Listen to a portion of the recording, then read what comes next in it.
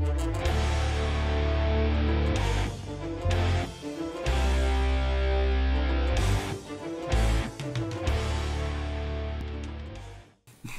cool. Hi guys. Hello. Cinema Suitcase here, Logan and Kevin.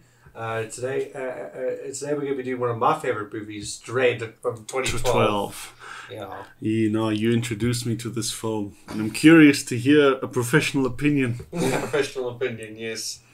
So yeah, do you want to quickly do your quick backstory? Because your one will be quicker than mine. Sure.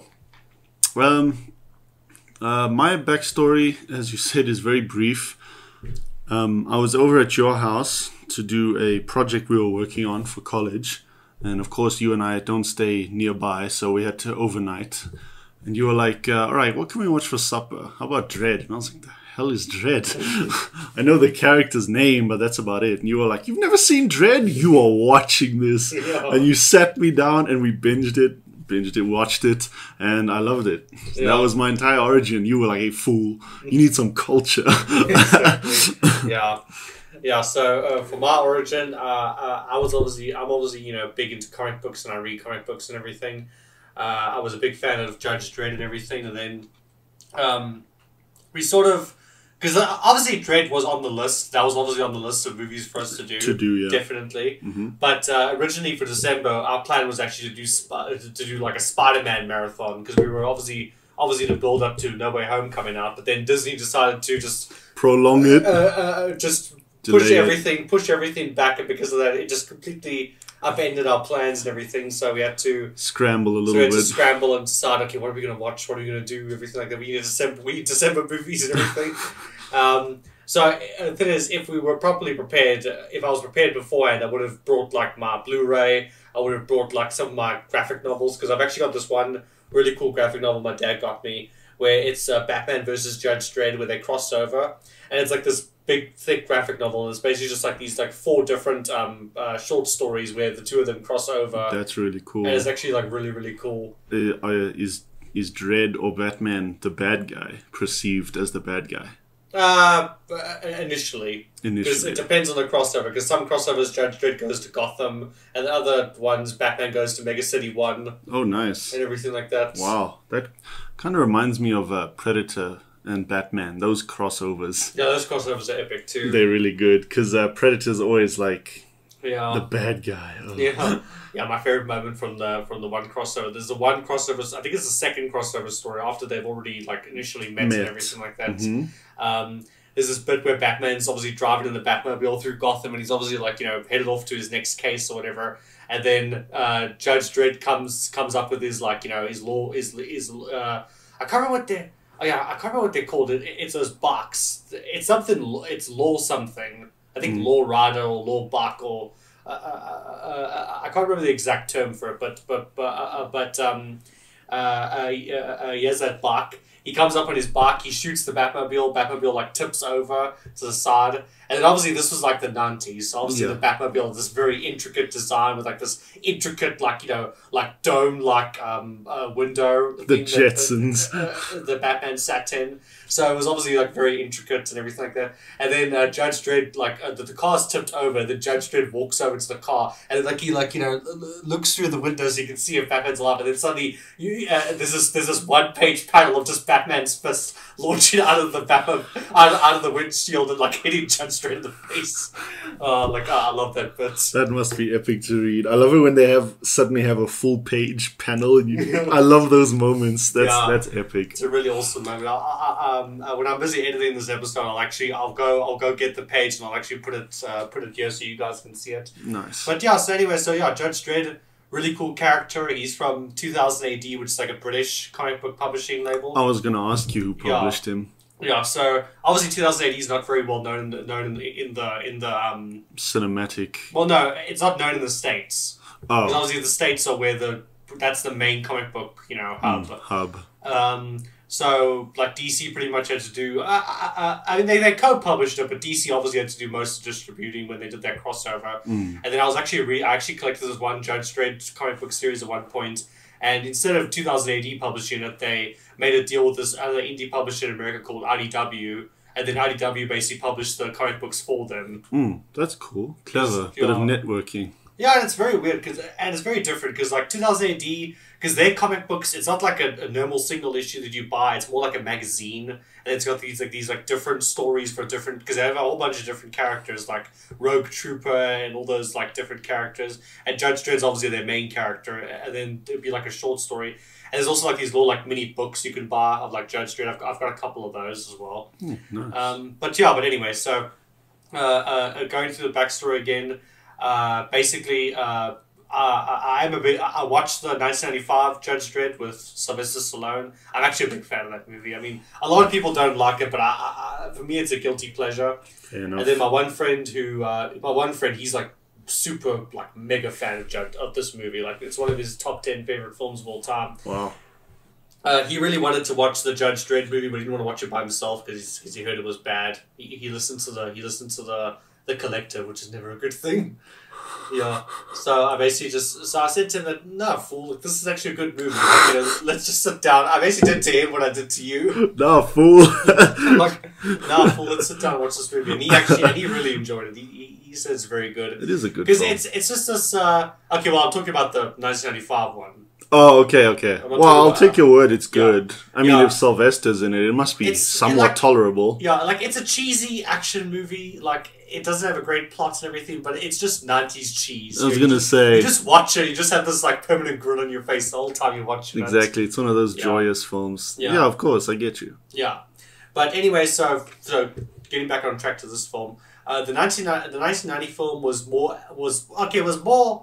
accurate to the comics in the sense of like the design of it, like the fact that it was the future, the fact that the barks actually are actually like these hover barks, because in the comic books it's actually like, it's not like a normal bark, it's like a hover bark that they fly around in, and it's like this future, like ultra futuristic and everything. But obviously with this movie they went for more grounded like take. Like, okay, fine, if this scenario actually did happen, what would the judges actually be like? Like, for example, like their armor, their armor is very, like, you know, it's a lot more military. It's like combat style. It's a lot more combat, military, realistic, whereas with, you know, the comic books, it's like super exaggerated, these police uniforms, these giant, like, armrest things on their shoulders and everything like that. These giant shoulder pads. And obviously the gun's obviously a lot. The gun design also is very different. But yeah, obviously this one, it's a more grounded take and everything like that. And yeah, I just love this movie. I think it's definitely a grittier take. I'm not sure. It's definitely a more grittier take. Yeah. I'm not sure about grounded because I haven't seen it, but for me, I can believe it's definitely at least grittier. Yeah, definitely. So just to go through some stats, and I have some very important bits to talk about.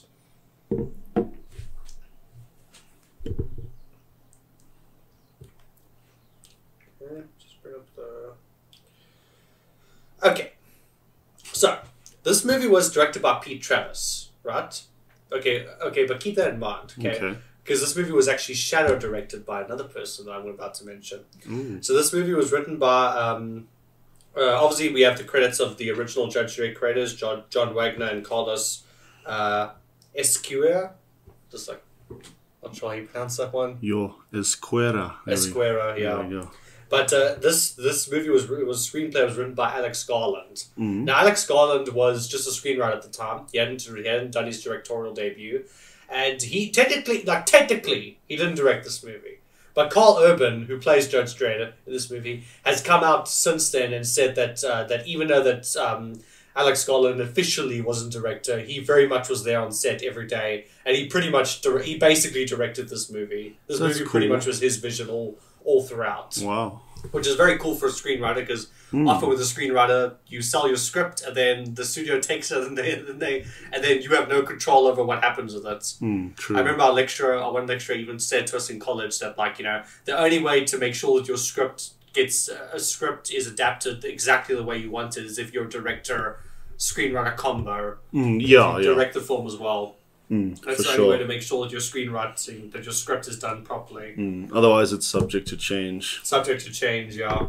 But anyway, so original music by Paul Leonard Morgan, and the soundtrack for this movie is very good. It is very good. Yeah, sorry, it was a bit of a bubble there. Yeah, no problem. Cinematography by Anthony Dodd Mantle, and film editing by Mark Eckersley. Sad one.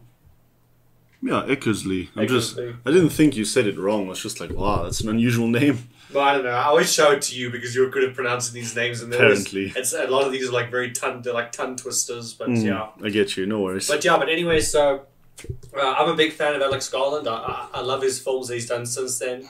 His official directorial debut was Ex Machina, but to me, this is his directorial debut, which is actually not a bad title at all. Yeah, Dredd, Ex Machina. Ex Machina is one of my favorite sci-fi movies ever. Like, I absolutely love that movie. And then he did Annihilation, which was pretty good. And then he also recently did, I think it was last year, he did a mini-series for Hulu called Devs, which was actually very good. I watched, it was I can't remember if it was a 6 to 8 episode, I can't remember the exact episode count, it was like 6 or 8 episode mini-series. I watched all the way through and I just loved it. I thought it was really good. What was it about? It's about this girl, and she has this boyfriend who's like a computer programmer. They both work at this this Google campus stuff. Big corporation. Because Google they don't have like a normal corporate office building. They have they have like a campus. That playground, yeah. They have like playground campus type thing. So it's one of those types of companies. Nice. And then her boyfriend is a programmer gets hired to work on the secret project, and then he dies mysteriously, and then she's basically going to try and figure out what happened to him. It's quite a good sci-fi series. It sounds very good. I suppose he became like an IT guy, like a Ghost in the Shell type thing. Yeah, basically. Called it. But yeah. So so starting with this film, basically, we start up with sort of like a over the head shots, like a lot of like drone shots of Mega City 1. It's this giant city that's like it's a bunch of cities merged together. It's like stretching from like Boston to Washington DC. That's long distance. Yeah, and we get a voiceover from Judge Dredd, and he says he describes it almost like as this perfect concrete landscape. Very, very, very cool. Very, very grimy. Like very grimy, dirty place. My goodness. Very grimy, dirty place. That's Joburg for you, because this film actually was shot. It was shot parts of it were in Cape Town and the other parts were in Joburg. But you can tell a lot of it was in Joburg. Yeah, you can see just by the buildings. Obviously not the mega blocks themselves. Yeah, but those are obviously the other buildings. Those are added in with CGI. But the other buildings are definitely Joburg. You can just tell. They have this flair about them. Yeah, they have the Joburg flair. The interesting thing was that the reason why they came and shot this movie in South Africa was it wasn't only because it was obviously cheap to shoot here. It was also in the sense of they wanted South Africa specifically because our cities are designed in a very grid-like manner. Manner. It's a very grid-like manner. And our cities are designed very differently to other countries in the world. And that's why they were that's why when they looked at the layouts and everything of Joburg and Cape Town, they were like, yeah, this is mega city. This is mega. That makes sense. Yeah, we do have a very grid type of layout. Yeah, not many places do that. Especially when you go into the central hub city. And there's just a lot of one-way streets and stuff like that. It makes sense for their approach to do that. Plus, also being budget friendly also makes sense. Yeah, exactly. So anyway, we get this whole thing, and then Dredd has this voiceover saying there's only one thing that's keeping order in the chaos, the judges and everything, and then we get while it's busy showing the city, it's also cutting between him getting dressed in his uniform and everything. Well, we never actually see his face. At most we see the back of his head, but that's basically all we see. And then the rest of the film is just his mouth, basically. Yeah. Whatever's not and the thing is that's actually very important, because in the Judge Dredd comics, you never see Judge Dredd's actual face. You never see his full face. It's actually part of his character. It's sort of like V for Vendetta, we did earlier, where you never see with Judge Dredd you see his mouth, but you never see his full face. Yeah. That was a very important aspect in the comics. And why it's so important is because in the 1995 movie, obviously this was the 90s, so obviously comic book movies were treated a bit differently back then. Yeah, a little bit. And Sylvester Stallone, I mean, I still liked him in that movie. I thought he did a pretty good job. But obviously, in the 90s, with actors, the star power, especially Sylvester Stallone at the time, he's like, no, I have to show my face. They have to know that it was me. Like, of course. they can't not see my face. I'm like, what are you talking about? So, like, immediately within the first, like, 10 minutes, he takes his helmet off. And, like, most of the movie, he has his helmet off. And that rubbed fans, like, the wrong way. Like, fans they were not very happy. I'm sure. I'm bloody sure. They were not very pleasant. But Carl Urban was very dedicated to this role. He's still very dedicated to this role. He's still trying to get a Dredd sequel made, or like a TV show, or something in this universe made. Dredd related. Yeah, he's very committed to this role, and the fact that he was committed, that he was just like, yeah, sure, I'll put the helmet on. You don't have to see my face. Like, I don't care. Doesn't bother me.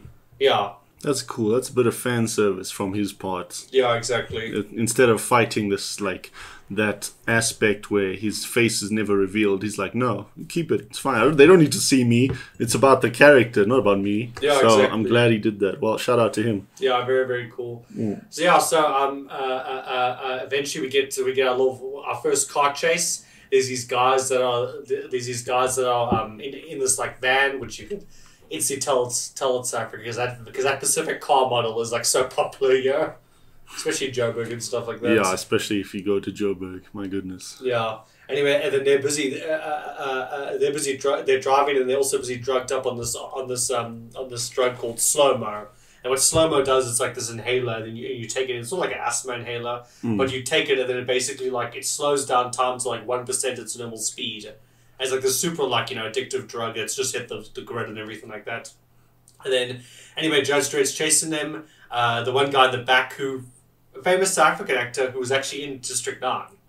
He was one of the guys that were when they were cut to like the documentary style, when they were interviewing those different experts. He was one of the experts that they were. Oh, nice. One of the actors that they were interviewing in that scene. That makes sense. They would use South African actors. Yeah, because he's actually I think him and Neil Blomkamp are actually personal friends. So almost every Neil Blomkamp, okay, not everyone, but a lot of Neil Blomkamp's movies, you'll often see him like pop up. That's really cool. Okay, yeah. I didn't see him. I saw him, but I didn't make the connection. So I'll go back and check afterwards. But it's cool. I'm glad that they used him. Yeah, but anyway, so he's busy like drugged up, and then like his friends in the front say, "We got a charge on our," because it's in slow mo, and he goes like, "What?" "I said we got a charge on our tail," and then like he like takes out his submachine gun, starts firing. And then Judge Dredd's like, like pursuing the suspects, and then they're like, do you require backup? And he's just, no, I don't need backup. Very pent up. For these idiots. Anyway, and then he's chasing them, and then eventually, in the chaos while they're busy driving, some guys are walking across the street, and then they run over him. Obviously not intentionally, it was obviously by accident because they were trying to escape Judge Dredd. And then Judge Dredd's just like, oh, hell no. He's basically just like, Perps just took out an innocent, I'm taking them down. Yeah, trying to whack these fools. And again, the motorbike in this movie, very grounded. It's pretty much just like, okay, obviously it's like souped up to look like a comic book, futuristic comic book looking bike, but it's not like in the actual comics where it's like a hover bike or anything like that. It's just a normal ground bike, and for weapons, it's basically just got like 2 machine gun turrets on the front, and that's it basically. Pretty much. Yeah. So he shoots their car. Their car crashes. He like goes over, and then 2 of the guys are dead. But then the main guy who I mentioned, he's still alive. So he goes running off into the mall, and he grabs a hostage. And then Judge Dredd's like slowly following him, just slowly walking with his gun. I remember when we first watched it for the first time. As part of your random commentary moments, you were like, he's not much for speed, is he? Yeah. You're glad you remember that from 2 years ago. I don't remember it. But yeah, I have my one-liners apparently. Yeah, you do have your one-liners, yeah. And then, basically he walks, he basically follows after him, and then he eventually tracks him down to like this fast food restaurant where he's got one of the workers there, and he's like got a gun to her and everything. And he's like, and then Judge Dredd, he's very calm throughout this scene. He is. You can tell like he has a lot of rage, and there's even moments where his rage does come out. That's what I was saying most earlier. of the time, it's sort of like when we were talking about with Driver, where he's very calm and collected, and he never really raises his voice. He's always and he's got this very growly voice where he's just like, release the hostage unharmed, and I promise you, life in acid cubes with no parole, with no possibility of parole. And he's just like, wait, that's the offer you're offering? What does he say? That's what you offer. He basically says that's what you're offering me. He says, he says your crimes are multiple homicides and the distribution of narcotics and also the attempted murder of a judge. The sentence is death. And then, like, of course, he doesn't say, he says, like, oh, no, you know, like, you're going to let me walk, otherwise I'll blow her brains out and everything. And then he goes, like, you know, negotiations over. And he, like, raises his gun and he's like, wait, did you hear me? I'll kill her. And he's like, yeah, I heard you, hot shot. What? He said, I said, hot shot. And then the gun activates to the Pacific ammo type, and then he fires it, and then, like, it's like this, it's basically like a flare round where like he fires it into the guy's mouth and the guy's head just melts basically. Yeah, it was kind of a flare thing. I thought so as well. It was cool. Yeah. So up until this point, just so that I'm not talking all the time. Sorry. No, it's fine. It's fine. It's just that I don't want to be talking constantly throughout this video. As a opening segment, what do you think of it? I liked it. I enjoyed that Judge Dredd and his voiceover. They said a lot of, they got a lot of exposition and sort of tone set in that opening 2 minutes already. They laid the groundwork for what this kind of film would be. And it's actually, even that scene after the whole car chase, you learn about slow-mo and the huge crime rate and how sort of really run down the city is, all the way up until that mall hostage situation. You just see how really everything is and how little control and influence judges actually have. Yeah, and then when Judge Dredd, after he kills the guy, he says, like, you know, he obviously goes to control meat wagon at, you know, on my GPS or whatever, and then you see like this little like meat wagon machine, busy, like, you know, it's like this cleaning type machine type thing. And it's like going around, it's like just scooping up all the blood and clearing it. So then, like, you know, you hear this mall announcement saying the mall will be open in reopened in 30 minutes. And thank you for your patience. Yeah, it draws a contrast between a happy situation and it's not actually all that happy, is it? Yeah, it's very because the Judge Dredd comic books actually play into the into capitalism a lot. It's like capitalism and mega corporations and everything like that, because it's like cyberpunk basically. Yeah, I definitely got cyberpunk vibes from the opening scene. I didn't want to reference it, but I was like, this is kind of cyberpunk. Yeah, it is a very cyberpunk type thing. But I actually found that funny because there's actually there's this one Judge Dredd game from like the 2000s. I actually own it on Steam. It's quite a cool game. It's a first person shooter. It's called Judge Dredd versus Death.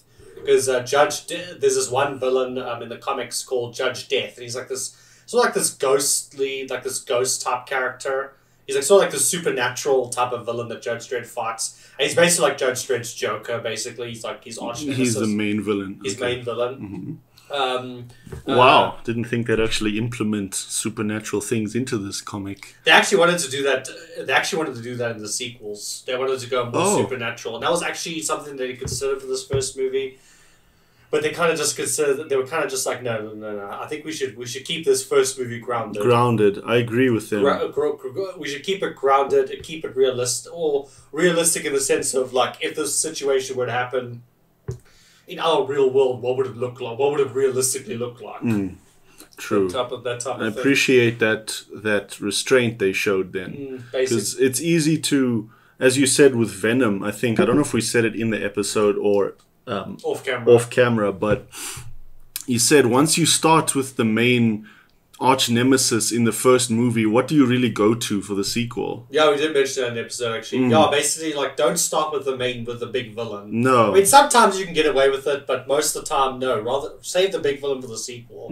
But if it is going to be a once-off movie, then of course use the main villain. But with these days, everything needs a sequel, so I can understand why they wouldn't do that. Well, this is a movie that deserves a sequel. For sure, I'm with you. Yeah, this is a movie that deserves a sequel, but it probably will never get it, and it's very sad. It is disheartening, isn't it? I don't care, okay? Before I die, I want a Dredd 2. Carl Urban as Judge Dredd and Alex Garland directing. Okay, I will live until like 108 until I get it. You just won't die until you watch the movie. Until you get it. And then you're this raisin at 140 years old. Yeah, and as soon as the movie starts, you're like, okay, time. And you just die. You like Thanos dust away. I die happy. Oh, please do that. I'll try my best to do that. Thanks. I appreciate the effort. Exactly. But yeah, so basically after that, the Chief Justice calls up Dredd and says, "I want to talk to you." And then Dredd goes, and then we meet Anderson, sorry, I have a question. Oh, yeah. Chief Justice, is that woman that he speaks to? Yeah. Okay. The commanding officer woman that he talks to. So she's in charge of like yeah, that Chief district. Justice is basically like the commissioner of police. Okay. The commissioner of police, basically. Okay, well, thanks. That's all I wanted to know. Yeah, but basically she's the Chief Justice. And then we meet Anderson. Anderson's in this like interrogation room. She's not being interrogated, but she's sitting basically like in an interrogation room. And then she says that her parents were murdered when she was at age 9, but she was submitted to the academy under special supervision, but she failed her test. And then Dredd's obviously like straight to the point, just like, so what's she doing in the uniform? She fails. Exactly. He's very, very uptight, and you can see, as I said a little bit earlier, he has a lot of pent-up emotion. He's just very aggressive. But he's also very true to the character, because Judge Dredd is like straight to the book. Like, no compromise. You broke the law. Okay, even if it's something simple, he will by the bucket. Yeah, by the bucket and arrest you. Although there's actually an interesting parallel that I want to make a bit later between this version and the 1995 version. I look forward to it. Okay. Yeah, just a bit later when we get there. But anyway, so she reveals that she tells Anderson to just do her thing, and Anderson basically reveals that she's a psychic and that she basically can read minds and all that type of stuff. She can go into people's minds and see their past life, what they're thinking, all that type of stuff. Because she's basically labeled as a mutant, and that's actually important because later in the comic books, obviously this is like a year 1, year 2, year 3 type of film, so it's very like early days in the Judge's story. But later, obviously, and I'm sure they would have done this in the sequels. There's a special unit that gets created called the Sark. I can't remember. It's like the Sark Corps or something like that. I can't remember exactly what they call, but basically they're a special brand of the division of the judges who are basically all psychics, and Anderson is the one that heads up that department. Oh, nice. Yeah, and they're basically called the Sark judges, and they're the ones who can basically come in and basically, for specific supernatural, anything to do with that situations, or if they just need, or if a perp just doesn't want to let up, they can just call up one of the Sark judges to come and read their minds. I think that's a useful asset to have, because in that sort of dystopia, they're very overwhelmed. They even say so. Like, we only respond to the judges. Yeah, exactly. The judges are. She said that the Chief Justice says the judges are. We're losing this war, and we need something to be to keep us on top. So and then there's a bit where she's like reading where she says like when she asks Anderson to use her powers, and then she says what can you tell me about the officer that's with me? And then she goes on about I can feel a lot of control, but behind that control I can feel a lot of rage. And then just before she could could really get into it, the Chief Justice cuts her off. But yeah, so that sort of plays into the fact that Judge Dredd, he has a lot of rage inside him. He does, he really does. That's and he plays it well, because you can see he always has that mean, salty face. Yeah. And I like that, I appreciate it. Always has a resting bitch face. Always has, dude. He even forces it. He doesn't look like he forces it, but he comes across like that. He always wants to be angry. Exactly, yeah. But basically, anyway, so she says basically just, I want you to take her out with you a day in the life of a judge, throw her in the deep end and basically assess her. So Judge Dredd takes her, and then obviously as they're walking, he's busy telling her all the rules,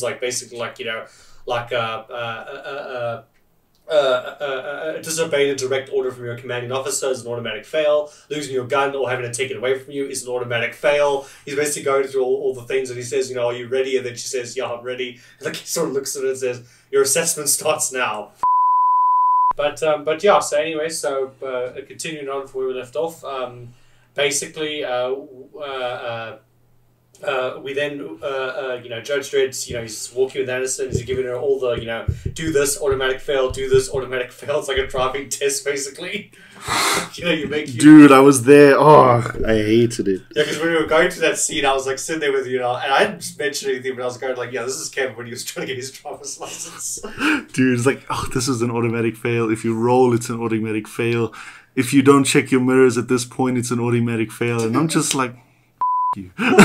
Exactly. It's very funny. But anyway, so we cut to Peach Streets, and Peach Streets is one of the big mega block skyscraper apartment buildings. They're basically like these mega skyscraper, like I said, apartment block buildings. And sorry. Kind of like these little communities and everything like that. And it's 200 levels of people. It's a lot of people, man. It's a lot of people, basically. Peach Trees is like a it's such an ironic name. Yeah. Because it's definitely not peachy, nor is it paradise. Well, remember, it's playing into the capitalism of like, oh, we come to Peach Street. True. It's such a nice place. For sure, and it definitely isn't. I can imagine the first 10 stories of that place is like just malls. Yeah. Or like shops. Yeah, basically. Because, that place is packed. There's so many people, dude. Yeah, exactly. But yeah, so anyway, so we cut to Peach Streets, and then this is obviously where our main antagonist is revealed, Mama, and she's in the bathtub having a bath, but she's obviously she's like drugged out in slow mo. So obviously she like raises her hand through the water, and like the water drips, and like it's all in slow motion. It's really cool, dude. Yeah, and I think just to stop for a second, I think that's what I like about this movie is that this movie uses, because the thing is. Slow-mo is cool in movies, but I think people are kind of sick and tired of slow-mo now. They're just like, oh, just stop with the slow-mo. Like, it was cool back in, 2006, but nobody cares anymore. Because basically, 300 was the movie that kind of, started the whole slow-mo thing. Mm-hmm. But in this movie, there's actual story element for it. It actually has a purpose in the film. It definitely is more than just looking cool or being visually impressive. It has a real function. Yeah. It's basically to give you their perspective. Yeah, exactly. But anyway, so her main henchman guy, he calls her. And then basically they find these, enemy gang members over a turf issue. And then they say, these guys, got jumped and everything like that. And she's like, can't you deal with it yourself? And then it's just like, yeah, but don't you want to make an example of them? And it's like, okay, fine. Toss them out the window and slow-mo them first. So that, when they're falling, it's like a very long way down. And skin them. Yeah, and skin them, yeah. Mm-hmm. It's a very, it's a very ironic thing that's going to come into play later. It is. And Mama is played by none other than Lena Headey, who's a very famous actress. Very famous for Cersei. Cersei from Game of Thrones, pretty awesome. I love her as an actress. She destroys this role. Yeah, she's really good in this role. She's I don't want to say destined. That's incredibly stupid. I thought of destined, but she's very well suited to being a bad guy. Yeah. She just has that sort of demeanor. Yeah, she's very good at playing bad guys. She's very talented as an actress. She is very talented. Sorry, I didn't mean to just hop in there. No, it's fine. I saw you have a point, so I just wanted to give you the space to just mention it. But so anyway, so Lena Headey, or Mama, she basically drops these guys. They fall down to the bottom when people are busy shopping. There's a mom with her trolley, and then she's trying to get out of the way so the bodies don't hit her. Hailstones. Anyway, that gets the judge's attention, and then obviously Dredd is there with Anderson, and they're getting on their bikes, and then it's basically just like this is this is Mega City 1. Something like 900 crimes. What did he say? He says a specific number of crimes. Or thousands of crimes are reported a day. We can respond to about 6%. Yeah, I think he says 17,000 a day. 17,000 a day, and something per minute. And we can respond to only 6%. I think he says 12 major crimes per minute. I could be wrong. 12 major crimes per minute. I can't remember the exact figure. I just remember the 6%, but that I remember. Mm-hmm. But anyway, so Anderson says, okay, well, where are we going? He's like, your show, rookie, you tell me. And then she picks Peach Streets and is like, okay, we'll take Peach Streets. So they head over to Peach Streets. They go to the crime scene. Well, actually, before they enter the crime scene, they have a bit of an exchange. First, they're busy. They walk into, they're walking through the main door, and they see there's a hobo vagrant sitting there by the door. And then Judge Dredd says Anderson, judgment. And then she says, 3 weeks in ice cubes or whatever. And he says, he says, yeah, don't be here when we get back. And he like walks off. And then later when they come back out, they see the guys still there. He's like, hey, I gave you a chance. Okay, you're going to the ice cubes. True. Then he gets wrecked.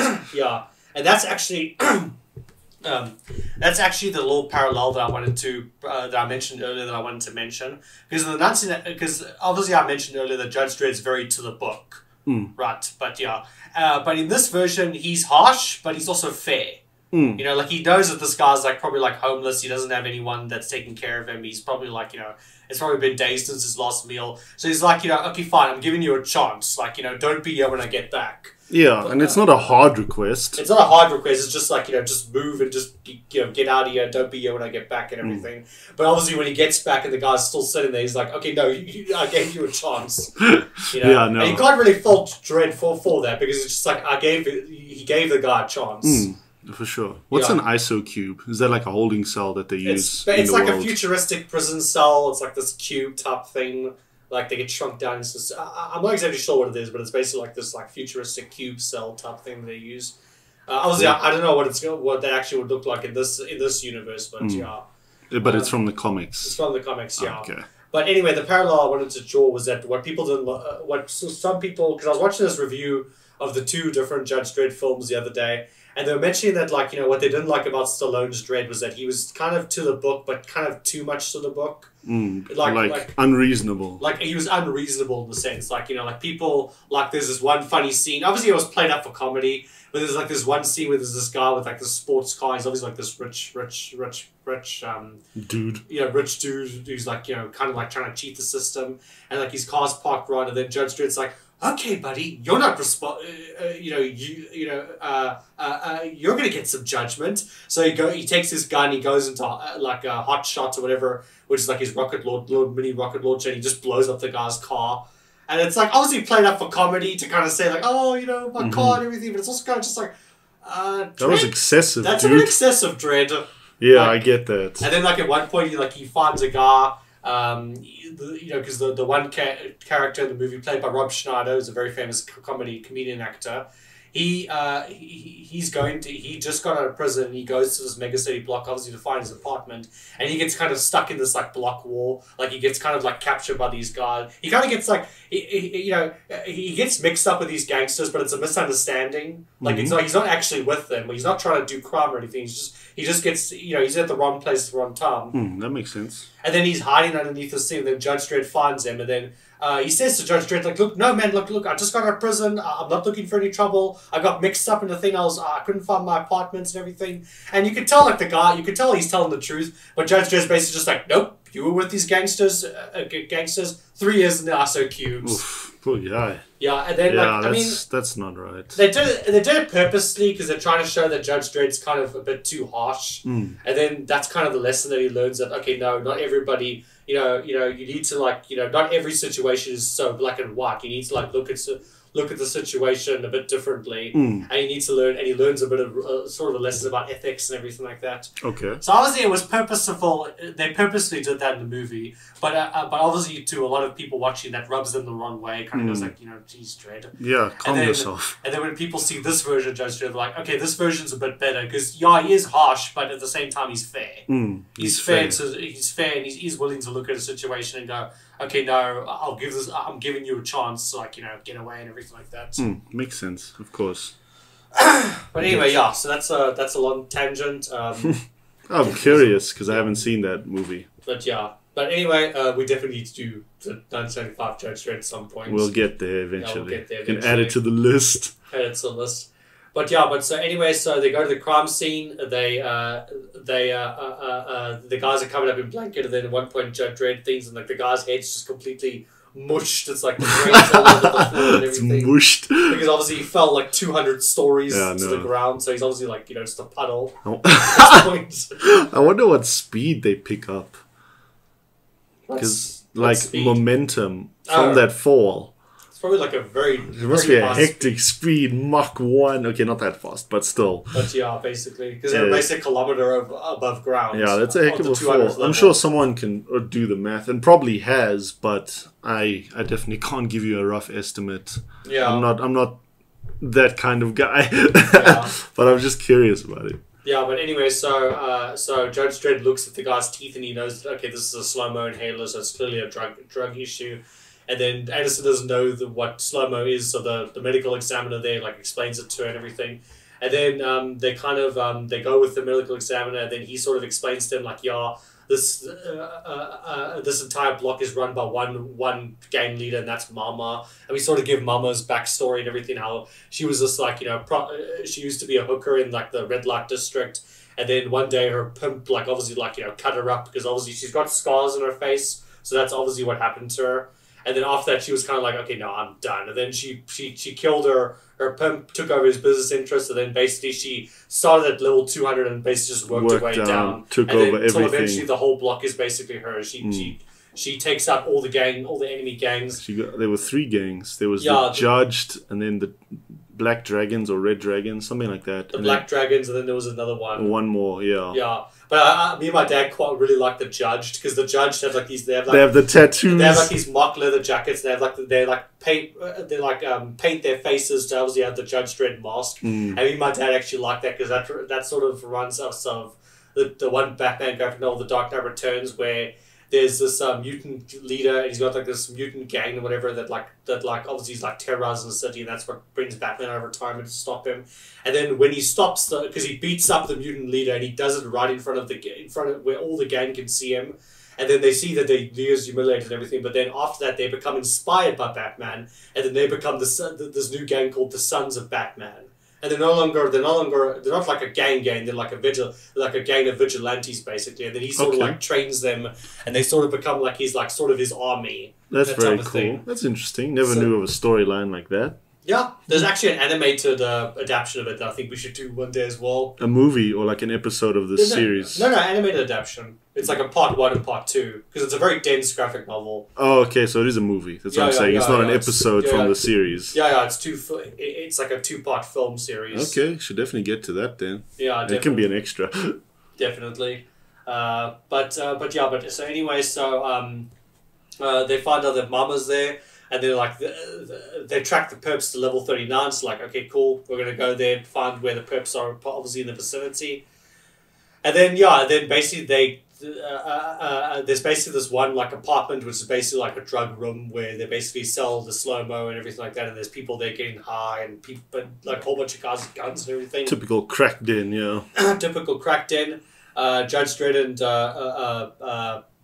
Anderson storm in, they blow the door open, and most of the people in there are like all drugged up on like slow-mo and everything, so they take these people out, and it's all like in slow motion, like they shoot the one guy gets shot in the chest, and like there's the ripple effect, there's the one guy who gets shot like through the mouth, and like the blood like pours out. It's very, very cool. It's very cool, man. I dig the style. Yeah. It is very, very cool. At least, as you said earlier, it's purposeful. Yeah, it's purposeful. And also the thing is, it's kind of also, but you also kind of, there's that shot where you get that close-up of Anderson's face, and she kind of sees how rough it is in the city. Because for Judge Dredd, this is just a regular Tuesday night. but for Anderson, she's going like, whoa, okay, that's bad. This is like really intense. Anyway, and then that they take that dude hostage. They take that one guy hostage, and that one guy he's one of Mama's lieutenants. Yeah, I was gonna say he's like a lieutenant type dude. He basically enforces the normal soldiers. Yeah, he forces one of the soldiers, and then he obviously when he gets captured and they're taking him out the room, he makes sure to look up at the camera so that there's this one hacker guy that this hacker. Prisoner dude who Mama obviously is controlling. He obviously is looking at the cameras and he sees that they got him. They got him, and then that's when Mama's like, okay, I can't. We can't have him be taken into interrogation because we can't afford to the judges find out what he knows about our operation and everything like that. True, because basically slow-mo is produced there and distributed from there. So if they wipe out the hub there, then slow-mo is off the streets basically. Yeah. At least for a while until some idiot makes it again. Yeah, basically. And it's a very interesting thing. And then also a little interesting bit earlier that I wanted to talk about, but the camera got cut off, was before, as they were going into the mega city block, Judge Dredd is talking to, they have this back and forth, and he's saying, like, why do you want to be a judge? And she says, like, I want to, like, protect and serve and everything like that. But then she gives us, like, kind of this thing of, like, that, not everybody in Mega City 1 is, like, a criminal. There are a lot of good families here that are just trying to get by. People just, just going day to day and everything like that. And she wants to help, like, the little man, basically. She wants to help those people and everything like that. And then Judge Dredd, Dredd even, like, says to her, like, oh, that's very noble. Yeah, it is true, because being surrounded by so much death and crime, you tend to forget, I'd imagine you tend to forget that there are normal, good people, right next door, just trying to get through life. So the fact that she sort of brings him back to that reality, like, hey, not everyone is a crook, Yeah. It's very good. Yeah, it is. She's basically becomes his moral compass. Yeah, she does sort of become Judge Dredd's moral compass. But yeah, so anyway, so basically, Mama's like, they shoot up the operating room where obviously where the guys obviously operate the building and everything like that, because the building has been built to basically withstand nuclear attack. There's got these like nuclear blast shields and everything. So they basically put down all the blast shields. And the building's on complete lockdown. Nobody's getting in or out. And then Mama comes on the intercom and basically just like, yeah, until those judges are dead, I'm not. Nobody enters or leaves without my say so. And then basically like everybody, and then most of the people get roped in to try and kill the judges, even just like everyday people, because they're basically just like no, look, I don't want to sit here with his blast shields on for like the next 2 weeks or whatever, I want the doors open. So a lot of people come in with their guns and everything like that, because almost everyone owns a gun.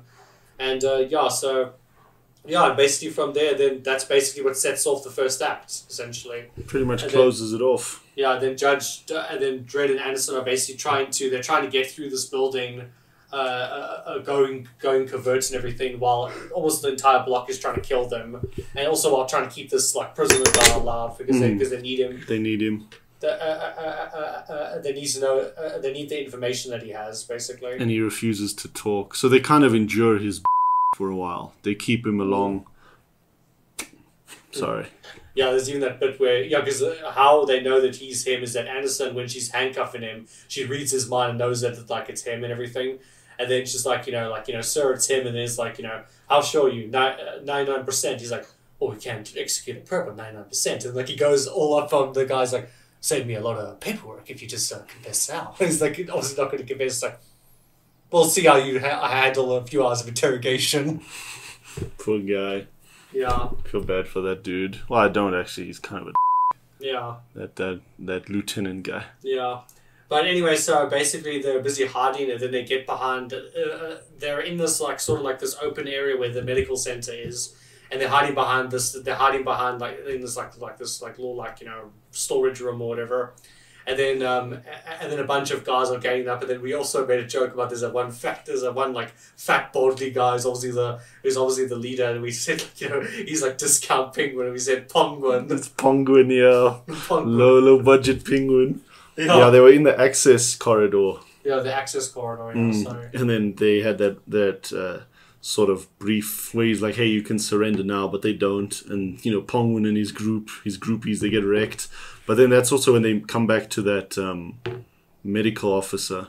Yeah. That basically initially sectioned off the ground floor where the bodies landed. And he has that discussion. It's like, well, we need some sort of base of operation that we can defend, sort of hole up until backup arrives. And then he's like, well, no, you're dead already. There is no choosing sides here.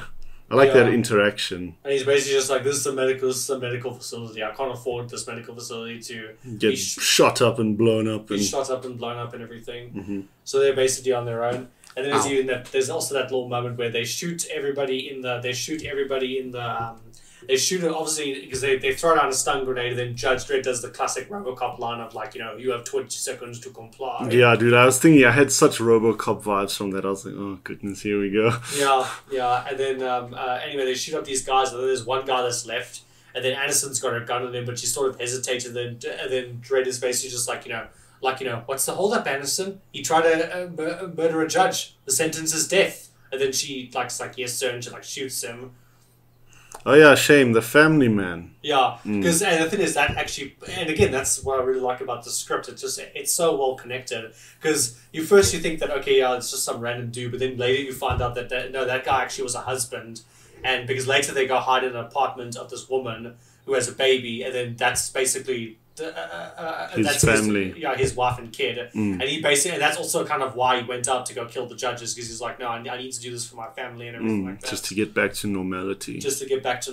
And everything like that. It's true. It's a bit of a like a harsh reality for Anderson to suddenly face. Yeah. Because they go hiding there, and then she finds out that, oh shit, I'm the one who actually shot her husband. As you said earlier, not everything is as simple as black and white. Because he was in the wrong at that point, but he was still a good guy that she killed. Yeah. So he was a bad guy, but he wasn't a bad person. He was doing it for noble reasons. Exactly, just for the security of his family, which no one can bash him for. Yeah, exactly. But he's in the ground now, and she's like, "Well, you won't see us again." And she's like, "Don't thank us." Yeah, exactly. But yeah. So anyway, so they continue on. They're basically busy, they're going from corridor to corridor, and then they're just picking off these guys one by one, and they're not taking a scratch. Sort of like clearing floors, yeah. And there's this one bit where they're on the stairwell, and then there's these guys coming down the stairwell to obviously kill them, and then Dredd is still he said he's like with Anderson, you're still on assessment. So he says to Anderson, there's guys coming to kill us. What do we do?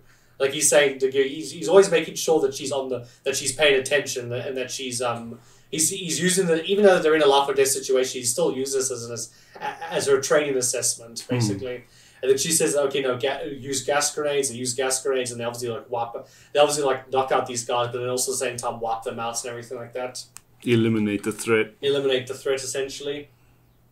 And yeah, it's just pretty cool. And then that's when the hacker guy, he basically he calls mum and he basically says look, these guys, they've taken out 30 plus of our guys and they haven't taken a single scratch. So they have to start raising it. And that's also cool because the thing is, because Mama basically essentially has override, she has control of the whole building. They use that sort of as a way to sort of increase the tension slowly. Yeah, gradually raise the stakes. Because then basically what she does is that she brings down the security doors so they're stuck on this one level, and then basically she says, okay, we'll go get the machine gun turret. So then Dredd basically he leaves Anderson and says to her he leaves her to look after the prisoner, and then she says if they get to you and you've got no bullets left, save the last bullet for yourself. Just a recommendation. Because if she was ever captured, she would not survive. Yeah. Wouldn't go out, peacefully. That's for sure. Yeah, definitely. So Dredd goes off to go scope out what's happening, and then Mama's got this she's on this one side of the block, and she's basically got these massive Gatling gun turrets. She's basically just fires, and then basically just annihilates an entire block. Cheese grates it. And regardless of who's there, everybody who's in that block is basically dead. Even if you hide in your apartment, you're dead. Basically, Judge Dredd and Anderson escape by the nick of their teeth, because they're busy eventually Judge Dredd's running to avoid these bullets. Eventually, he's crawling on the floor trying to avoid it, and then they shoot a hole. They shoot a hole in the wall, and he sees the light, so he goes high X and he blows that hole, and then they basically fall out into this It's sort of this little this sort of piece of the sort of playground area that sticks outside the building. Oh yeah, with the skate ramp. And there's it's a skateboard area where all the teenagers basically are mingle and everything like that. And then they basically get there. And then because before they can't call for backup because the building is blocking their comms, but obviously now that they're outside they can call for backup.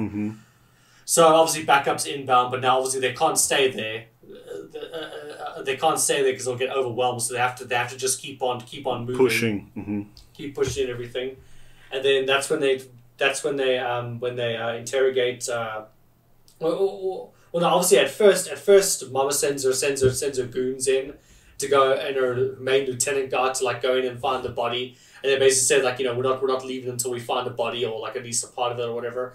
And then Judge Dredd like sneaks up on them, and then we hear a few gunshots. We hear one or two gunshots, and then suddenly we just see Judge Dredd. He comes out of the smoke and he just throws the guy like off the building, her head lieutenant off the building. Oh yeah, sure, that guy. Shame. Oh man, it was nice knowing him. Yeah, like throws him off the building. Mama is like shocked, and then when she looks back, she doesn't. Judge Dredd's just like walking back into the smoke. He just disappears. Like vanished. It's so cool. It's like a specter. Just the cinematography and just everything. Like it's just so awesome. Oof, definitely. No, this movie is commendable for what they did. They worked so well with the source material. Exactly. And they had a very consistent tone the whole film. It never feels feels like out of place. There's no like. I mean, okay, there is humor. There are some like small jokes here and there, but it's not like overpowering. It's not at the point where it's just like they just had there's just a serious scene, and then they suddenly cut to the Marvel thing of like cut to joke. Yeah. Exactly. I get you. That makes sense. Oof. Sorry, I'm trying to recall the story. Yeah, I know. Don't worry. This is a very long episode, but I want it to be a long episode. No, that's fine. I'm enjoying just listening to you. I'm just trying to keep up with you. Yeah, because it's a meaty episode. But yeah, basically, so yeah, we continue from there. And then Dredd obviously takes the guy and like interrogates him, because obviously Dredd. This is when Dredd's like real rage like comes out. Because he's just like, your boss just murdered an entire city block just to kill 2 judges. Seem like overkill to you? And like he's interrogating, he's obviously like, he's gonna freaking kill this guy. And then Anderson's basically just like, sir, like, if you leave it to me, he doesn't even have to talk. And then we get the whole bit of, because like, when Anderson and him were alone, this like lieutenant guy, he was trying to get inside Anderson's head and like kind of mess with her. I like that scene when they're in his like subconscious, sort of visual choice of having everything a little bit overexposed, and then the sudden like transition. She's getting guns, and then suddenly his handcuffs are no longer there. That sort of back and forth fight they have in his subconscious is very well done. Yeah, I he like goes that. over how my messed up head is going to beat your messed up head and everything, and then she turns the tables on him and then basically just tortures the hell out of this guy. Beats him at his own game. And she gets all the information out of him, and that's when we find out that Mama basically is the sole manufacturer and distributor of slow-mo, and that if we take out her operations, the slow-mo drug is basically gone and everything. That's what I was saying earlier, basically. Yeah, and and you like this interrogation scene? I do. I really liked it, as I said, because of the back and forth where he thinks he can outsmart her, and she constantly counters him at his own game until she wins. I thought it was very clever, because he's trying to get into her head with like abusing her and stuff like that, and then she's kind of shocked by it, but she plays she beats him at his own game. Yeah, exactly. In the end, and I'm like, yeah, nice, well done, Anderson. She didn't lie down and take it. Yeah, exactly. Because the two of them have sort of like a little bit of like an antagonist and protagonist type situation going on. Because then later, when Anderson gets captured, he like has her gun and he says like, I always wanted one of these and everything, and he's like gonna basically shoot her. But then obviously from the comic books, he tries to use the gun, but the ID check fails, and then the gun basically blows up and blows his entire hand off. And then that's when she basically that's it. Yeah, that's basically when she ends him, basically. It reminds me of Fast and Furious presents Hobbs and Shaw. Remember, they have the guns that work with DNA. Oh, yeah. It reminds me of that. Oh, yeah, I remember that now. Yeah. But that is from the comic books, where basically a lawgiver, that's what the gun's called. That's what the judge's weapon is called. It's called lawgiver. The lawgiver is basically it's DNA programmed to only work with that specific judge. So obviously, when they sign up and they graduate into becoming part of the force, then they get a unique gun assigned to them. Yeah, they get their own lawgiver. They decide that they basically have three options: run hard, or attack. And then, Anderson originally says we can either run or hard, but then Dredd's basically just like, why don't we attack? We should just attack and everything. And then there's that little moment of comedy where Anderson's like, I think we should wait until the odds such in our favor and everything. And then like Dredd kind of just goes quiet, just like, wrong answer, and he's just like, you're the psychic. Yeah, I did enjoy that as well. I love those little moments of comedy. It's because he's blunt. Yeah, he's very blunt. And it's like straight faced. That's what makes it funny. Yeah. There's also this one funny scene I really like where early in the film where they first capture the lieutenant car and they're busy going down they're in the elevator, then he's in between them, and then they're on either side, and then she reads his mind, is like, sir, he's thinking of going for a gun, and then Dredd's just like, yeah, and it's like he just changed his mind. Yeah. He says absolutely nothing else. He says, yeah. And just the tone that he said, just the tone of it, like, like the first yeah is just like, yeah, you can try. And then like after it says he just changed his mind. Yeah. Better than you better. It's just those subtle things, those subtle moments of comedy that are just very funny. They're ingenious because they're not forced. They're not forced, and they're forced, and they make you chuckle just a little bit. That's kind of what, like in the first Avengers when they crash that flying alien thing, and then Hulk punches Thor because they have that fight between them. I love that. That's kind of unexpected humor that always gets me. Yeah, the Avengers. I think out of all the Marvel movies, Avengers has probably some of the first Avengers has probably some of the best humor in the Marvel movies. For sure. Yeah, it's definitely something you can argue. Definitely. Yeah, definitely. But just that kind of moment, you see that sort of stuff you don't expect, that always gets me laughing. Yeah. Anyway, I went off. Sorry. Yeah, but basically they decide to tackle hard. They go to the PDA system because they need to look for a map because they want to try and get up to level 200.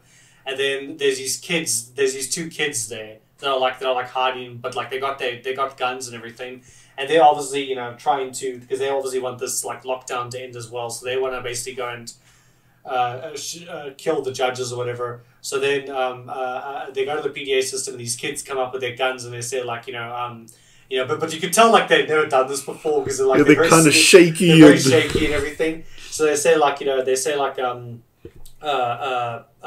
basically like freeze, and then Dredd is like why should I freeze? And it's just like, and he sort of tricks them because he says like or I'll shoot you. And he's like, with the safety on. He's like, the safety's not on, and then that gives Dredd time to pull up his gun. And then Dredd, like, he's sort of like, he's cold at the beginning. He's kind of like what's it going to be, kids? Asso cubes or body bags. It doesn't make a difference to me. And then the lieutenant, he grabs, because obviously him and Anderson and Dredd are distracted, so he gets behind Anderson, like captures her, then they go into the elevator and everything. And then Dredd, before obviously he can pull a gun on this guy to try and save Anderson, he obviously first has to deal with the kids, and he doesn't use like lethal force or anything, he uses stun bullets, obviously, to kill them. Just to kind of show that Dredd, like, okay, yeah, he did that sort of, he did do that in the beginning, but I think that was kind of sort of like, scare them away so they wouldn't do anything, because obviously he doesn't want to like shoot kids, and then obviously he uses stun on them, obviously, because he doesn't want to actually like kill kids or anything like that. Just rather incapacitate them. Yeah, incapacitate them. But yeah, then basically the guy gets away with Anderson, and then Dredd's like, irritated. There's that moment where like, it's a close-up where he's just like, he's just like crying. He's just like, what's the word for it? He's just salty. He's just being salty. Yeah, he's just kind of like groaning in annoyance. Yeah, because it's like a slight inconvenience to him. Yeah, it's a bit of a headache for him. He's like, here we go again. Yeah, exactly. He has to go rescue her. Anyway, and then he comes onto the PDA system, and then he basically gives his, because Mama gave her speech at the beginning on the PDA system, but he gives his thing saying, in case everyone, all of you forgot, this is Mega City 1, and you fall under the jurisdiction of the judges. You guys fall under the same rules as the rest of the city, and like Mama's, he has that line of like, Mama's of the law, I am the law. And the thing is, that's actually Judge Dredd's catchphrase from the comics, is "I am the law." Okay, cool. So they referenced it. Nice. Yeah. Well done. Referenced it once in the movie, but it's pretty cool. Anyway, so he says, that, and then Mama's hacker guard, they basically use it as they track that he's using this one specific PDA terminal or whatever. It's sort of like a telephone booth type of thing. It is, yeah. It's basically like a telephone booth. Basically is. And then they say, okay, converge all these guys here. and then they come around the thing and they can see somebody's in there. There's like a body in there. And then they open fire, but he's not going down. He's like, the guy's not going down. And then they open the door. Then it's actually Judge Dredd laid a trap for them because it's one of the dead gangsters that he killed or whatever. And then he basically he's on the other side of the other block. And then he basically gets his gun out and says flare or whatever, or hot shots or whatever. And he fires like this. He basically throws a molly like in Left 4 Dead. Yeah, he basically does. Just burns and incinerates all of them. I think it is called incinerate. Yeah, it's incinerate or whatever. Something like that. Yeah, it's incinerary. Incendiary, yeah. Yeah, he fires one shot and it basically it shoots this fire flare and it basically just sets all these guys ablaze and they all basically die and get cooked. Poor guys. Yeah, yeah, exactly. And then they're just they're back in the control and they're like, how the hell are we going to stop this guy? Yeah, they think he's Terminator. He's just he's like Terminator, man. He's just taking all these guys. So then we get our final thing that Mama does to try and sort of raise the stakes, where she calls in some corrupt judges. 4 judges. Initially, you think that they're just the backup, but they turn out to be the corrupt judges because when they go to the crime scene, the medical examiner comes out to talk to them, and then when they say to him, you prepared to testify to that? He's like, sure. And then they shoot him. They blast him. Yeah. And then the 4 of them basically say, okay, fine, $1 million credits to kill these judges. Do you know who he is? And he says, no. And then the leader, he's like, I know who he is. And, we can sort of see that this judge, he's been on the force for 20 years. He's worked with Dredd before. And he kind of despises Judge Dredd and kind of takes this as, he takes this opportunity not only as a payday, but also as a personal type of thing. So he can finally get rid of him. He can finally get rid of Dredd. I bet you because Judge Dredd is probably makes him feel guilty about his corruption, or he's just onto him, or he knows he can catch him if he finds out that he's corrupt and will put him away. Yeah. So Judge Dredd is a bit of a thorn in his side, and he's very annoyed that Dredd is very to the book, and I think he also is just annoyed the fact that that Mega City 1, it has obviously had an effect on Dredd, and he does because obviously he has his rage and everything. But at the end of the day, he's always by the book. The law is always his code of honor that he follows by, and he hasn't been corrupted by the system or anything like that. No, how long has Dredd been in that position? You said 2 or 3 years. They never really say. Well, the thing is, I'm estimating. Yeah, you said early years. This is clearly early years and everything, so I'm estimating maybe he's been around for 5, maybe 10 years or something like that. It hasn't been very long for him, and obviously this is year 1 for Anderson. Yeah, it's day 1. Day 1 for Anderson. So yeah, basically these judges come, and then basically Judge Dredd now is running out of ammo. He's very low on. He's running out. He's very low on ammo consumption right now. And that's also a good way to raise the stakes, kind of make him that he's not invincible, or whatever. Because he's very skilled fighter, he's a skilled marksman and everything. But at the end of the day, he's gonna eventually he's gonna run out of ammo. Then he's kind of screwed. He's got a problem, exactly. Yeah, for sure. Yeah, so he eventually comes into this. At first he first runs into one of the judges, and the judge says we're your backup and everything, so relax and everything. And then Judge Dredd has that bit where he goes 2. He's like 2. He's like there were 2 of us called in for backup. Very curious to know why you didn't ask about the other one. And then the 2 of them get into that fight and everything, and then Dredd basically just KOs fatality. He's gone. He's in the ground. Now they have nice fights between the judges because they're obviously on sort of the same equal skill levels. Yeah. So the way they have to outsmart each other is definitely a bit of a refresher compared to just wrecking these. Yeah, these noobs. Basically, the gang members, they're just cannon fodder. They're just the cannon fodder enemies, but the judges, they're the boss fights. Yeah, they're the lieutenants before the boss fight. Yeah, well, they're they're the mini bosses. The mini bosses, yep. You have to get through, yeah. Totally. So basically, Dredd takes out the one guy, and then he eventually gets to the room, the area where they manufacture the drugs, and then they sort of get into a shootout, and then he's there's 2 judges because there's the one female judge, but she's with Mama. She's staying with Mama at the moment, and then she goes after Anderson, but then Anderson is able to outsmart her and kill her. But anyway, there's two judges that are coming after Dredd. One's got this big ass shotgun. The other one's obviously the main guy. And then he tells the shotgun guy to like sort of go around the corner while he distracts Dredd. Sort of buffalo horn him. Yeah. And then him and Dredd sort of have this back and forth where he says, like, how much is it? What's the price on a judge these days? He says $1 million. And then Dredd is like, going on about like, doesn't seem like much to betray the law and everything like that. And then, and then he goes also, the guy goes on a speech of sort of like, that Mega City 1 is just this meat grinder. And that, people go in the one end, meat comes out the other. We just turn the handle and all that type of stuff. Sort of metaphor, yeah. Yeah. And then anyway, they get into a shootout. Eventually, Dredd is able to...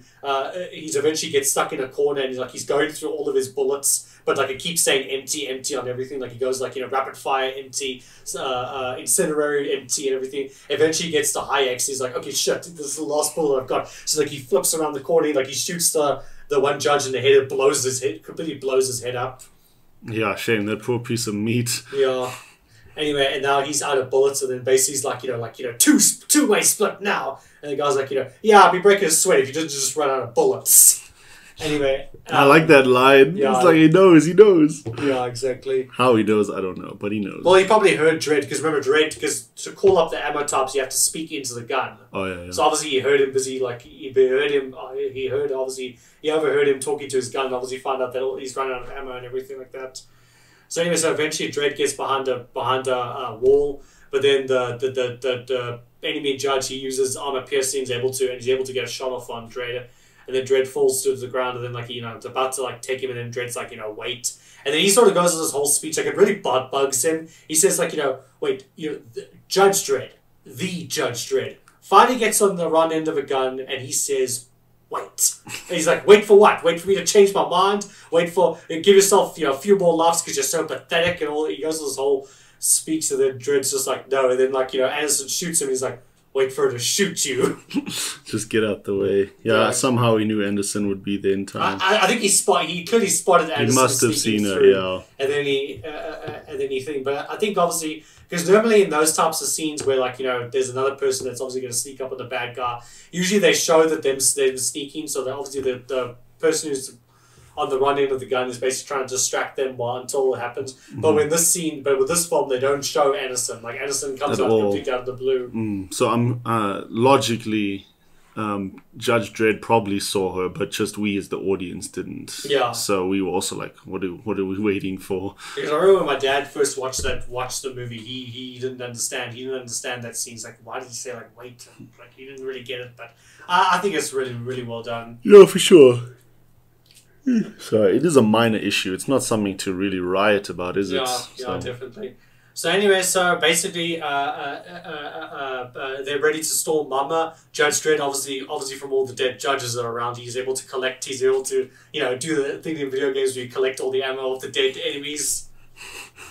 Just refuel. Yeah, he refuels all of his ammo, and then basically they're going for their final stretch. It's like a Doom level. Basically, they're going through this compound level. All these guys keep showing up. They just keep popping them one by one. Mm-hmm. All that type of stuff. Eventually they get to the server room where this hacker guy is, and then they go into the hacker room and he's hiding, and then they find him and he's like screeching like a little girl. Like, Jesus, dude. Yeah, he is very wimpy, isn't he? He's very wimpy. But anyway, he says like, I can give you the combination and everything, and then Anderson sort of is like, she's sort of starting to turn to how Dredd is, where he's like, she's becoming very cold and everything. Because she says like, he says, I can give you the combination. She's like, we don't need you to give us the combination. She like reads his mind. But then she sees what Mama did to him, and obviously that he's been manipulating everything, and then that's kind of what sort of brings her back down to earth. And she basically is like, she says like, she lets him go. And then Dredd obviously is like appalled. He's just like, what do you mean? Like, he's an accessory to this crime. Like, he needs to be arrested and everything. And he just says like, that look, I already failed this test when I lost my weapon. When I lost my primary weapon. I'm not going to be a judge, but until my assessment's over, I'm allowed to dispense judgment how I see it. So, and then that's kind of when Dredd sort of gets his respect for her. Yeah, he's like, you know what, you told me off, which is admirable. Yeah, admirable, exactly. And then anyway, then they basically storm Mama's thing. They shoot the guys, but then Mama gets off. One of Mama's goons, he gets a shot off on Anderson, so Anderson's knocked out. And then Dredd and Mama have this exchange where she's got this bomb detonator attached to her wrist, and it's basically like, it's linked up to her heartbeat. So if her heartbeat stops, the entire block blows up or whatever. The top 50 stories. The top 50 stories and everything. And she says, I knew I was going to get caught one day. It comes with the territory, and you can't take that risk and everything. But then Dredd is just dead set. It's just like, this is not a negotiation. The sentence is death. Mm-hmm. So he shoots her. He eventually makes a judgment call. And he shoots her in the leg and knocks her. He shoots her here. Oh, he shoots her. Sorry, in the chest here.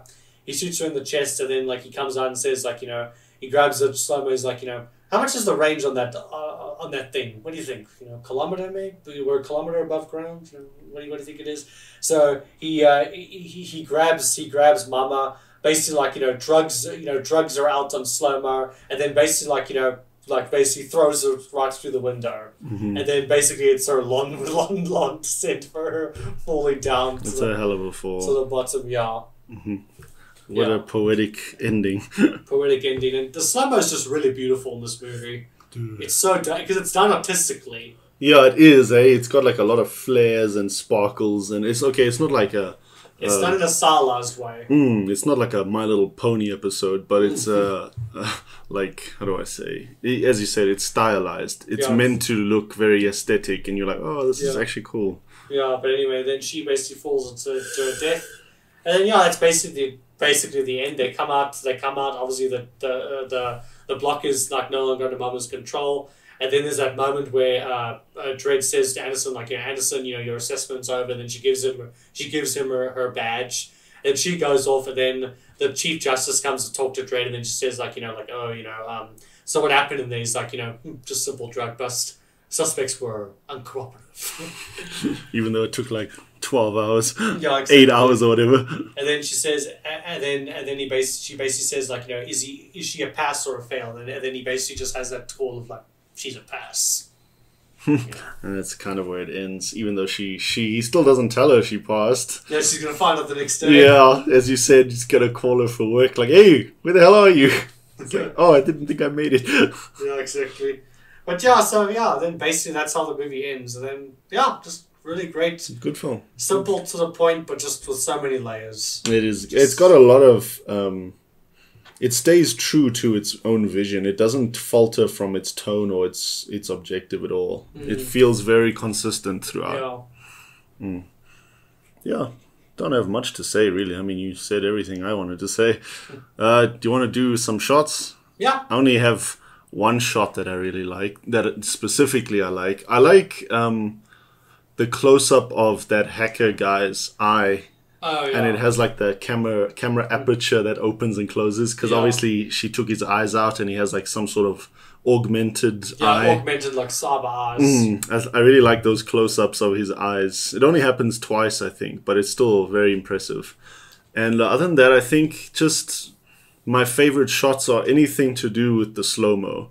Yeah. Because of its it's irrelevant to the story. Yeah, it's not just done to be visually impressive. It is part of the story, the slow-mo. Yeah. So I imagine how high of a frame rate they had to have, dude. Must have been insane. They had to shoot at something they had to shoot at a very high frame rate. Incredibly high. To get that sort of slow-mo without it being stuttery. It was 200 frames a second or something. Dude, I'm sure, man. That was incredible visuals. I was in awe just watching that. For once it was useful. I was like, these are cool. So anything to do with slow-mo. Yeah. So for me, in terms of shots, I do like that opening shot of that sort of shot, because we start with the Curse of the Desert and we sort of move into Mega City 1. But I like that opening shot of just the desert and the wasteland. Yeah, and the sun rising and everything like that. Mm-hmm. That's pretty cool. That's a pretty cool shot. And then I like a lot of the slow-mo shots, like you said. There's that, and some of the shots of Anderson, close-ups of Anderson are pretty cool, especially that one shot where she's standing over this dude, obviously that's still alive, and then Dredd obviously tells her that no, you have to execute him or whatever. And then there's that shot of her holding her gun. And she's has that hesitance. Mm-hmm. I like that type of shot, and I like all the other shots of close-ups of Judge Dredd, especially when he shoots that like incinerate rounds of those guys and like they burn, and then like it's a close up of Judge Dredd, and then you see like the flames like in his visor. That's like very very. Oh, I know what you mean. Right, we had a bit of a stretch with the camera dying, so this was like an hour ago. Yeah. So where were we?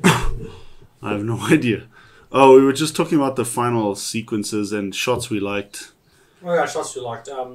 Yeah, then basically I just like like I was saying earlier, I like the shot where Dredd shoots that incendiary bullet at those guys, and then yeah, that's what I was saying. They all go up in flames, and then there's that close up of him, and you see the flames in his visor.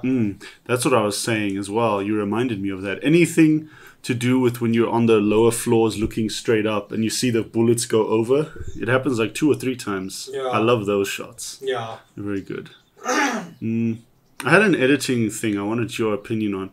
When they're closing the roof of that mega block, you know, you see it from the outside. Yeah. And then in that later clip, the camera is going backwards. Do you think they just reversed that clip, hoping no one would notice? Because it's the same shot, just it's playing in reverse. It looks like it, I swear. So I think that they just reversed that clip and they were hoping no one would notice. I could be wrong, but maybe. I think so. Takeaways? Unless you had other shots or anything you want to talk about. No, not much else to say really. I guess one interesting little piece of trivia that I'll throw out there. Most people who watch this probably already know, but interesting bit was that RoboCop was actually heavily inspired by Judge Dredd. Wow! And then they actually wanted to make a Judge Dredd movie like in the 80s, but then RoboCop came out, and because the movies were so similar, they were like, okay, no, we can't make this. And they basically had to wait until the RoboCop trilogy was over before they could do their movie. So yeah, that's why there's a very much like, if you watch the 2 movies, there's very much like a similar tone. I can believe that. Well, at least they were like, no, let's put it off then. Yeah. Shout out to them. I just want to shout out Cersei. What is her name? Lena Headey. Lena Headey. She's OP in this role. She's my favorite character actually. Yeah. In this movie, like her character, and the way she portrays it is next level. Yeah, wasn't there?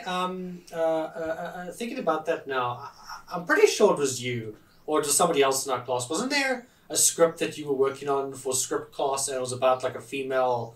It was about some female mafia boss or something, or like gang leader or something like that. And I remember you mentioned it in class that I said to you, oh, you should watch Dredd because Mama basically is that essentially. Oh, okay. Because I remember us having some kind of conversation about that. Okay, I've definitely written things that are similar, but I don't want to say, yeah, that was outright me, because I don't know if my characters were any similar to Mama at all, but I definitely did write a lot of female lead characters, especially in the second year. Yeah. And I did well with those scripts, but I think you're right. I think it probably was me, because you and I were together the most. Yeah. So I think it was definitely me. Plus, we also had that like group activity. Say group activity, but we were in a group and we had to make a story. We also had a female lead there. Remember? Yeah. That was mint. I enjoyed that story. We should have actually done that. Yeah. Other than that, I don't really have anything else to say. I got nothing. Yeah, no. Overall, just a really good action movie. Just really tightly made. Great tone. I appreciate the grit. The grit. It doesn't feel out of place to be like R-rated and gory. Yeah, and the script, and the script is very well written and it's just very good. I think one of my takeaways from it would be, if you're gonna have some kind of filmmaking gimmick like slow mo, for example, you want to put slow mo in your movie, try and figure out a way to incorporate it into the story, because this movie does that very very well. Where the drugs, obviously there's the slow mo drug and everything like that, and then there's a slow mo drug, so there's a reason for it. But even when they do the slow mo, it's very like stylized and high contrast and everything. It looks very cool. Okay, that's a good takeaway. Even if it's not just with slow mo specifically, if it's any like filmmaking gimmick or whatever that you want to put in the film, anything that you want to use. Try and figure out a unique way to show it or a unique way to implement it. That makes sense instead of shoehorned. Yeah. Yeah, that's a takeaway of mine as well. A takeaway for me personally is just the emphasis this movie has on consistency. It's very, very dark. Not dark as in thematically, it's not that dark, but in terms of the environment, it is very, very dark. And like grungy and dirty, and I like that. I appreciate that. That would be a takeaway from me. How about a rating? 10 out of 10 for me. You absolute pig. I'm joking. Feeling generous. You absolute pig. How do you stupid dunce? 1 3/4. Yeah, no, I'm joking. I would give it a 9. It's very, very good. It is very, very good. I don't have any... Oh, one thing I do have a flaw with, which is why I took the point away, was the inconsistency when they take slow-mo. Because it happens twice in that movie. When we first see Mama and she's in the bath, that dude talks to her and suddenly she comes back to reality. Like, you can just turn off the effects whenever. And it also happens in that first opening scene. Yeah. I get what you mean. Like when you're under the effects of slow-mo. When if somebody tries to talk to you, you're just like, oh hey, what? Sorry. Yeah, exactly. It should just be like, we got a problem. It should be I get that. For it would be very doff in the movie. It would look weird, but even if we saw it from a normal speed perspective instead of the slow-mo speed, they still wouldn't react like they do. They wouldn't like fully register it. No, exactly. They would be like, tripping. Yeah. That's what I don't understand, is how they can just quickly turn off the effects. Like that guy in the beginning when he's like, freaking out, enjoying himself in the back seat, and then suddenly we got a Dredd and he's like, he opens the window and he starts blasting, like he just comes back to reality, and I'm like, no, sorry. No. That's the only flaw I have with this film. Genuinely. Other than that, I really like it. I like how they don't have a lot of characters or very extended backstories and history. Like, we don't really know what happened to the world. I'm sure it's worked on in the comics, but I'm talking about the film specifically. Yeah. They don't say what happened to Earth. Yeah, I get you. So that would be it. That's just my one gripe. Yeah. So you can just turn it off. Okay, well, yeah, that is a very good point. Even when I was watching it last night, I was also thinking, like, this is a bit sketchy. But, yeah. Other than that, I don't have anything else to say. Yeah, it's just a really good movie, and yeah, it's just a really great episode to do. Just recommended. Yeah, and I was along for the ride for this one. I was just enjoying the backstory and the lore, and I didn't really have too much to say. No, it's fine. I was geeking out a bit too much. No, man, this is one of your movies. You have every right to freak out. Yeah, it's like my top 10 favorite films. So like I've watched this movie like thousands of hundreds of times. So I've analyzed every frame of this movie when watching it. I'm sure. Oh, that's great, man. I'm glad you really enjoy it. I'm glad we got to cover it because I like this film as well. Yeah, it's a very memorable. It's definitely memorable. Yeah, it's very memorable. I'll never forget the first time I saw slow-mo and I was like, whoa. Yeah, that's the only thing I would ever do is slow-mo, but it doesn't exist. So yeah. Oh well. But anyway, thanks a lot for watching, guys. This is Cinema Suitcase. We are Logan and Kevin, and if you have any feedback for us, please like, share, and subscribe. Just leave a comment, and then if you like this video, please like, share, and subscribe. And thanks guys.